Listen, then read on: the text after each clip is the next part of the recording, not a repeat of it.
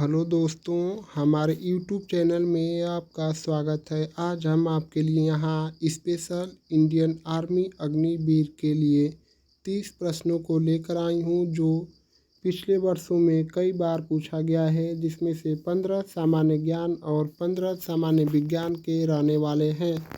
और आप जो UPSC, SSC, PCS, NDA, railway, banking और अन्य भारत के प्रतियोगी परीक्षाओं के लिए भी इस क्लास को ले सकते हैं। वैसे तो मैं इंडियन आर्मी अग्निवीर के लिए स्पेशल क्लास चला रहा हूं, तो चलिए स्टार्ट करते हैं। प्रश्न संख्या 1, भारत में पहली बार जनगणना कब हुई थी? Option A 1872, B 1881, C 1891, D 1901। तो प्रश्न संख्या 1 का उत्तर होगा आपका ऑप्शन ए 1872 में भारत में पहली बार जनगणना हुई थी। प्रश्न संख्या 2, भारतीय संविधान का प्रारूप किसने तैयार किया था? Option A B R Ambedkar, B Jawaharlal Nehru, C Rajendra Prasad, D B N Rao.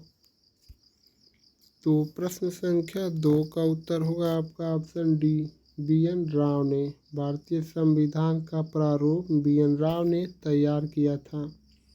प्रश्न संख्या 3, सैंडर्स की हत्या किस क्रांतिकारी ने की थी? Option A Bhagat Singh, B Chandrashekhar Azad, C Rajguru, D Batukeshwar Dutt. तो इस प्रश्न का उत्तर होगा आपका option A Bhagat Singh. Saunders की हत्या भगत सिंह ने की थी। प्रश्न संख्या 4, शिवाजी ने किस वर्ष मुगलों से पुरंदर की संधि की थी? Option A 1655, B 1665, C 1670, D 1680।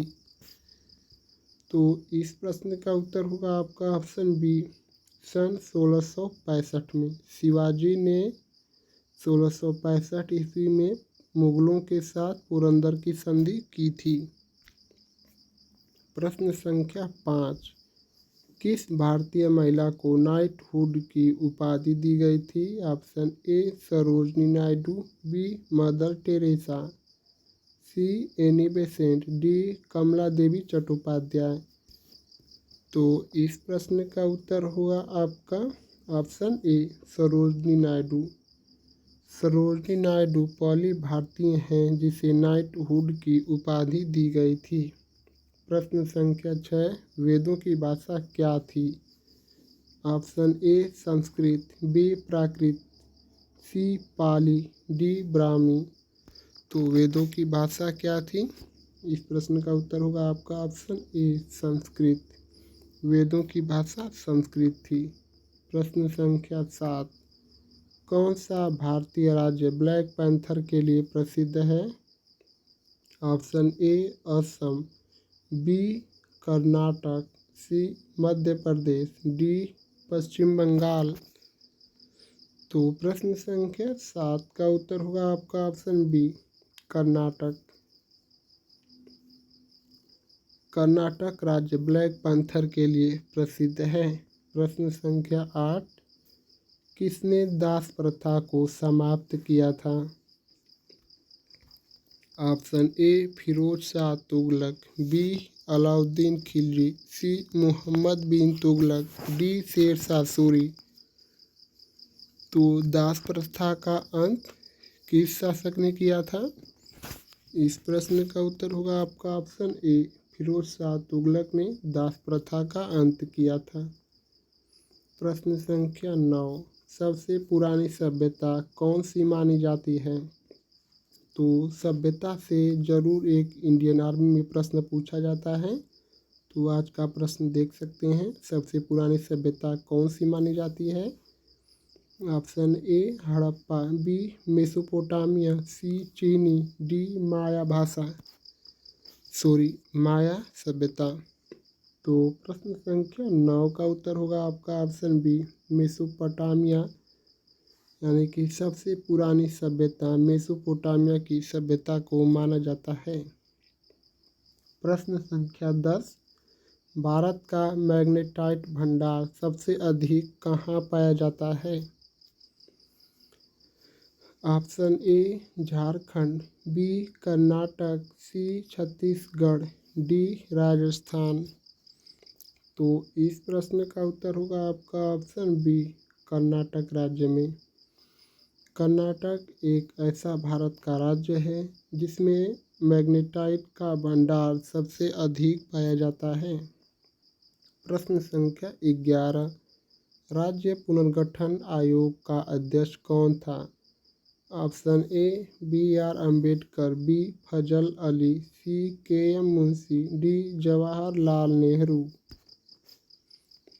तो इस प्रश्न का उत्तर होगा आपका ऑप्शन बी, फजल अली। राज्य पुनर्गठन आयोग का अध्यक्ष फजल अली थे। प्रश्न संख्या 12, कौन सा समुद्र सबसे खारा माना जाता है? ऑप्शन ए कैस्पियन सागर, बी लाल सागर, सी मृत सागर, डी भूमध्य सागर। तो प्रश्न संख्या 12 का उत्तर होगा आपका ऑप्शन सी, मृत सागर। मृत सागर को सबसे खारा माना जाता है। प्रश्न संख्या 13, भारत का पहला परमाणु परीक्षण कब हुआ था? Option A 1964, B 1974, C 1998, D 2001। तो भारत का पहला परमाणु परीक्षण 1974 में हुआ था और पोखरण राजस्थान में हुआ था। इस प्रश्न के साथ आप यह भी याद कर लीजिए, पोखरण जो राजस्थान राज्य में है, भारत के राजस्थान में है। तो प्रश्न संख्या 14 को देखते हैं अब। भारतीय राष्ट्रीय गान पहली बार कब गाया गया था? Option A 1911, B 1920, C 1930, D 1947। तो प्रश्न संख्या 14 का उत्तर होगा आपका ऑप्शन ए 1911 में भारतीय राष्ट्रीय गान पहली बार गाया गया था। प्रश्न संख्या 15, मध्य एशिया पर सबसे अधिक आक्रमण किस शासक ने किया था? Option A Mahmud Ghaznavi, B Genghis Khan, C Babur, D Timur. तो प्रश्न संख्या 15 का उत्तर होगा आपका ऑप्शन ए महमूद गजनवी ने मध्य एशिया पर सबसे अधिक आक्रमण महमूद गजनवी ने किया था। ऑप्शन ए। तो हमारे 15 सामान्य ज्ञान के प्रश्न समाप्त हो चुके हैं। तो अब चलिए 15 सामान्य विज्ञान के प्रश्नों को देखते हैं। प्रश्न संख्या 16, किस वैज्ञानिक ने क्वांटम यांत्रिकी यानी कि क्वांटम मैकेनिक्स की नींव रखी? Option A Isaac Newton, B Max Planck, C Albert Einstein, D Stephen Hawkins. तो प्रश्न संख्या 16 का उत्तर होगा आपका ऑप्शन बी, मैक्स प्लैंक ने क्वांटम यांत्रिकी या क्वांटम मैकेनिक्स की नींव रखी थी। प्रश्न संख्या 17, हाइड्रोजन बम किस सिद्धांत पर कार्य करता है? तो यह प्रश्न इंडियन आर्मी में कई बार पूछ चुका है, इसलिए आप हमारे वीडियो में लास्ट तक जरूर बने रहिए। ऑप्शन ए नाभिकीय विखंडन, बी नाभिकीय संलयन, सी रेडियोधर्मी क्षय, डी इलेक्ट्रॉन उत्सर्जन। तो प्रश्न संख्या 17 का उत्तर होगा आपका ऑप्शन बी, नाभिकीय संलयन। हाइड्रोजन बम नाभिकीय संलयन के सिद्धांत पर कार्य करता है। प्रश्न संख्या 18, कौन सा तत्व पृथ्वी की पपड़ी में सबसे अधिक पाया जाता है? कौन सा तत्व पृथ्वी की पपड़ी में सबसे अधिक मात्रा में पाया जाता है? Option A oxygen, B silicon, C aluminium, D लोहा। तो प्रश्न संख्या 18 का उत्तर होगा आपका ऑप्शन ए ऑक्सीजन। ऑक्सीजन पृथ्वी की पपड़ी में सबसे अधिक पाया जाता है। प्रश्न संख्या 19, डीएनए फिंगरप्रिंटिंग तकनीक के जनक कौन हैं? Option A Frederick Griffith, B Alexander Fleming, C Alec Jeffreys, D Watson और क्रिक। तो प्रश्न संख्या 19 का उत्तर होगा आपका option C Alec Jeffreys. DNA fingerprint तकनीक के जनक एलेक जेफ्रीज हैं। प्रश्न संख्या 20, कृत्रिम उपग्रह का गुरुत्वाकर्षण प्रभाव किस पर निर्भर करता है? ऑप्शन ए उपग्रह की गति, बी उपग्रह की ऊंचाई, सी पृथ्वी के द्रव्यमान और उपग्रह के द्रव्यमान पर, डी केवल पृथ्वी के घूर्णन पर। तो प्रश्न संख्या 20 का उत्तर होगा आपका ऑप्शन सी पृथ्वी के द्रव्यमान और उपग्रह के द्रव्यमान पर। प्रश्न संख्या 21, ब्लैक होल का घनत्व कैसा होता है? ऑप्शन ए अत्यधिक उच्च, बी अत्यधिक निम्न, सी शून्य, डी अनंत। तो प्रश्न संख्या 21 का उत्तर होगा आपका ऑप्शन डी अनंत। ब्लैक होल का घनत्व अनंत होता है। प्रश्न संख्या 22, बोस आइंस्टीन संघनन या बोस आइंस्टीन कंडेंसेट को कौन से कण बनाते हैं? Option A fermion, B boson कण, सी न्यूट्रॉन, डी प्रोटॉन। तो प्रश्न संख्या 22 का उत्तर होगा आपका ऑप्शन बी बोसान कण। प्रश्न संख्या 23, सबसे आवेशित कण कौन सा होता है? यह प्रश्न थोड़ा सा मिस्टेक हो गया है। सबसे अधिक आवेशित कण कौन सा होता है? Option A proton, B electron, C alpha कण, डी बीटा कण।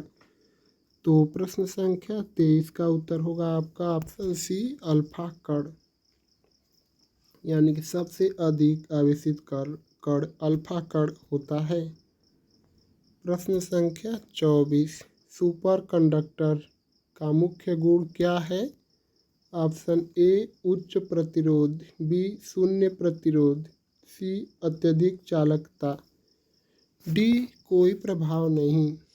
तो प्रश्न संख्या 24 का उत्तर होगा आपका ऑप्शन बी शून्य प्रतिरोध। सुपर कंडक्टर का मुख्य गुण शून्य प्रतिरोध होता है। प्रश्न संख्या 25, गामा विकिरण यानी गामा रेडिएशन को किस उपकरण से मापा जाता है? Option A Geiger Muller counter, B spectrometer, C thermometer, D barometer. तो इस प्रश्न का उत्तर होगा आपका option A Geiger Muller counter, यानी कि गामा विकिरण या गामा रेडिएशन को गीगर मूलर काउंटर द्वारा मापा जाता है। प्रश्न संख्या 26, डार्क मैटर क्या है? आप लोग देख सकते हैं डार्क मैटर क्या है। ऑप्शन ए अदृश्य पदार्थ जो गुरुत्वाकर्षण बल लगाता है, बी प्रकाश उत्पन्न करने वाला पदार्थ, सी केवल ब्रह्मांड के केंद्र में पाया जाता है, डी रेडियोधर्मी पदार्थ। तो प्रश्न संख्या 26 का उत्तर होगा आपका ऑप्शन ए, यानी कि अदृश्य पदार्थ जो गुरुत्वाकर्षण बल लगाता है। डार्क मैटर एक अदृश्य पदार्थ जो गुरुत्वाकर्षण बल लगाता है। प्रश्न संख्या 27, वेनिस की नहरों में पानी किस कारण से हरा दिखाई देता है? वेनिस की जो नहर है उसमें जो पानी है वो हरा किसके कारण दिखाई देता है? Option A chlorophyll, B bacteria, C nitrate कण, डी शैवाल। तो प्रश्न संख्या 27 का उत्तर होगा आपका ऑप्शन डी, शैवाल के कारण। वेनिस की जो नहर है उसमें सबसे अधिक शैवाल है, इसके कारण उसका पानी हरा दिखाई देता है। प्रश्न संख्या 28, ज्वालामुखी विस्फोट से निकली गैसों में कौन सी गैस सबसे अधिक होती है? Option A oxygen, B carbon dioxide, C sulphur dioxide, D hydrogen. तो प्रश्न संख्या 28 का उत्तर होगा आपका ऑप्शन बी, कार्बन डाइऑक्साइड। ज्वालामुखी विस्फोट से निकलने वाली गैसों में सबसे अधिक कार्बन डाइऑक्साइड गैस होती है। प्रश्न संख्या 29, हीलियम गैस को पृथ्वी के वायुमंडल में क्यों नहीं पाया जाता है? तो इस प्रश्न का ऑप्शन ए है, यह भारी गैस है और पृथ्वी की सतह पर रहती है। बी, यह बहुत हल्की गैस है और अंतरिक्ष में चली जाती है। सी, यह रेडियोधर्मी गैस है। डी, पृथ्वी इसे अवशोषित कर लेती है। तो हीलियम गैस को पृथ्वी के वायुमंडल में क्यों नहीं पाया जाता है? तो आप लोग देख सकते हैं। तो इस प्रश्न का उत्तर होगा आपका ऑप्शन बी, यह बहुत हल्की गैस है और अंतरिक्ष में चली जाती है, इसलिए पृथ्वी के वायुमंडल में हीलियम गैस को नहीं रखा जाता है। प्रश्न संख्या 30, एंटीमैटर का सबसे बड़ा उपयोग क्या है? ऑप्शन ए ऊर्जा उत्पादन, बी अंतरिक्ष यात्रा, सी चिकित्सा इमेजिंग पीटी स्कैन, डी आणविक आणविक अस्थियाँ है। तो अगर आप हमारे चैनल पर पहली बार आए हैं तो हमारे चैनल को सब्सक्राइब करके जुड़ जाइए और चैनल के बेल आइकन को प्रेस कर दीजिए, क्योंकि वीडियो हम जब भी अपलोड करें तो आप तक सबसे पहले पहुंच सके और आपकी तैयारी अच्छी हो सके, जिससे कि आपका इंडियन आर्मी में जाने का सपना ज़रूर पूरा हो सके। तो अगर हमारी वीडियो आपको अच्छी लगी है तो हमारे चैनल को लाइक और सब्सक्राइब ज़रूर कर सकते हैं, और हमारे वीडियो आपको अच्छी नहीं लगी है तो आप डिसलाइक और अनसब्सक्राइब भी कर सकते हैं। आपसे मेरा ये रिक्वेस्ट है कि आप हमारे वीडियो को लास्ट तक देखेंगे तो आपको पूरा इन सभी 30 प्रश्नों का आंसर ज़रूर पता होगा।